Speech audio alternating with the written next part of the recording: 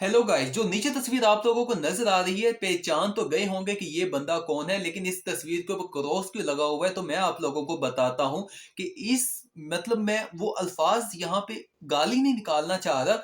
मतलब लख दी थू इस बंदे पे। इस बंदे ने ये किया है कि इसने नबी पाक सल्लल्लाहु अलैहि वसल्लम की शान में गुस्ताखी की है। मतलब जो दुनिया के सबसे अजीम लीडर है, जो दुनिया के सबसे अजीम इंसान है, जिन्होंने मतलब तमाम दुनिया के जो मुसलमान हैं, जब से इस्लाम आया, लोगों को रहने सहने खाने पीने तमाम एथिक्स सिखाए।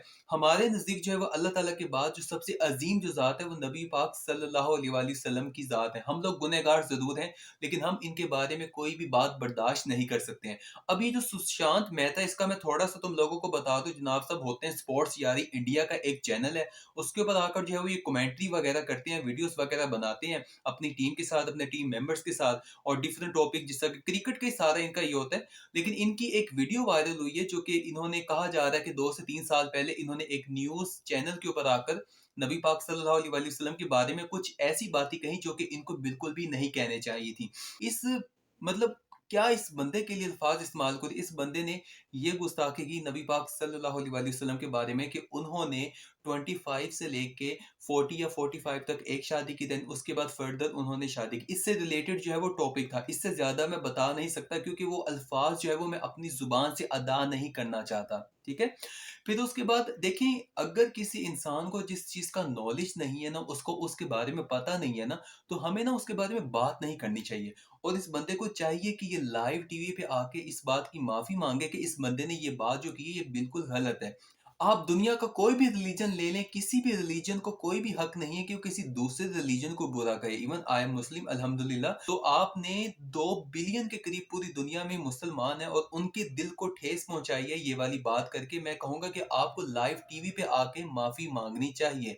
आपको ये बात पता होनी चाहिए कि इस्लाम में भी कहा जाता है कि आपने किसी भी मजहब को बिल्कुल भी कोई बुरा भला कहने का राइट नहीं है, और ना ही हमने कभी किसी मजहब को बुरा कहा है और ना ही कहना चाहिए। हाँ, लेकिन यहाँ पे तबलीग की दावत की बात करनी चाहिए कि अल्लाह ताला जो है वो इस बंदे को सीधा रास्ता दिखाए और ये सीधे रास्ते के ऊपर आए। लेकिन ऐसे लोग होते हैं जिनको नॉलेज जनाब सब कुछ भी नहीं होता, और आके जनाब सब टीवी के सामने आके बैठते हैं और जो मुंह में इनकी बकवास आती है ये ना बोलना शुरू कर देते हैं।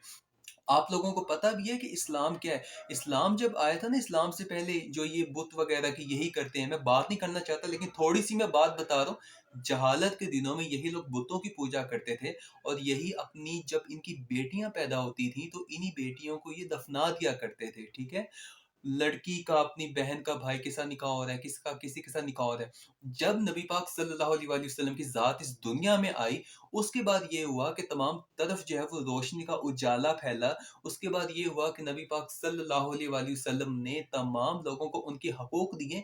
यही जाहिल लोग होते थे जो कि मतलब एक ऊंट के ऊपर इनकी लड़ाई हो जाती थी और कई कई साल ये लड़ते रहते, मतलब नस्लें खत्म हो जाती थी, इनकी लड़ाई नहीं खत्म होती थी। फिर नबी पाक सल्लल्लाहु अलैहि वसल्लम आए, तमाम को राइट्स मिले, औरत को उसको हक मिला भाई साहब। हक हक मिला, ये फर्स्ट टाइम था। आप दुनिया की कोई भी किताब उठा के देख लें, आपको कहीं भी जो वार वगैरह होती है ना, जब भी जंग होती है, जब आप जंग में जाते हैं तो जो बच्चा आ रहा है, बूढ़ा आ रहा है, औरत आ रही है, कोई नौजवान आ रहा है, उसको कत्ल कर दिया जाता था। जबकि इस्लाम में जितनी भी जंगें हुई उसमें ऐसा नहीं होता था।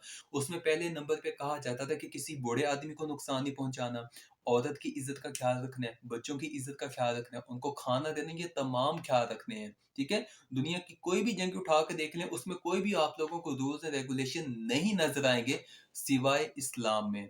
और जो बात गलत है, गलत को हमेशा गलत कहना चाहिए, चाहे जो भी हो। और जो बात सही है, सही को हमेशा आप लोगों को सही कहना चाहिए।